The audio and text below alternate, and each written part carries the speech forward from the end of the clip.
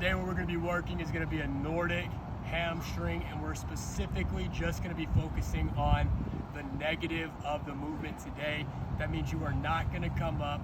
You're just going to fight and squeeze your way down as slow as you possibly can, or as much range of motion as you possibly can, to be able to get the biggest benefit out of this program and lengthen and strengthen your hamstrings. So this can be done a variety of different ways. The biggest question I get about Nordic curls is, if you don't have a standard setup like I'm using right here, how can you do this movement? So the first one that you want to look for is this standard setup, which is just a bar that you hook your heels under. So you'll see here for the negative, I'll move these out the way and just show you. We're just fighting, fighting, fighting, fighting, fighting, boom. That's one rep right there. So I'm gonna grab that dumbbell real quick. Maybe we'll keep that one in or edit it out, who knows. But what we're gonna do here now is, for that same movement, you can use, you can have somebody hold your heels, which I'll edit in a clip right now of Ian and I showing here. You can also use a glute ham raise machine inside of a gym. And when it comes to this negative, no matter what you do, I've even seen some people use a towel hooked behind a door that you hook your feet into. You just simply want to control the way down the best that you possibly can.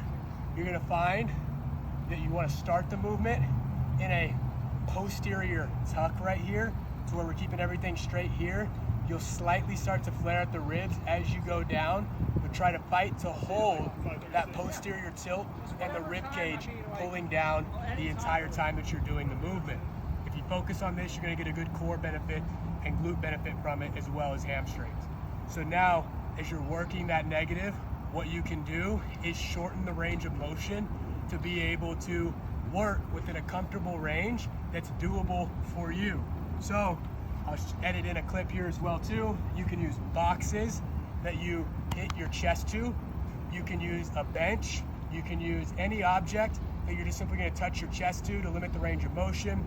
Or you can use your hands on the ground or on dumbbells like I'm going to use, because the higher the surface, the easier it is. If you can't control all the way down, don't try to work with that full range of motion yet. Honor where you're at and work with the limited range of motion, and just focus on increasing that as time goes. So right here, I'll use these dumbbells. What I'm gonna do, start posterior tilt, rib cage down, driving the heels up, going down as much as I can control, and then pushing up.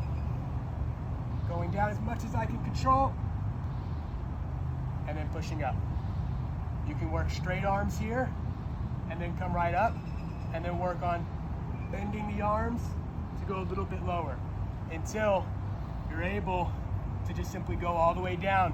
Have some padding here. This is a padded ground that makes it easier, but start to work all the way down. Fight it, fight it, fight it. Boom. If you have a padded surface, you can do that pain-free, but work the limited range of motion first. That's how we're gonna work our Nordic negatives. Keep the reps at about 5 or less for this movement. Just simply focus on quality repetitions the whole time. One cue, just a little final thing. As you're going down, hand position. You're either gonna want to go hands on the glutes to tighten everything here and kind of jab your butt cheeks to make sure you're flexed, or squeeze your hands into fists to be able to create full body tension as you go down, just like so, or just like so. Boom. That's how you do a Nordic hamstring curl, negative only. Done.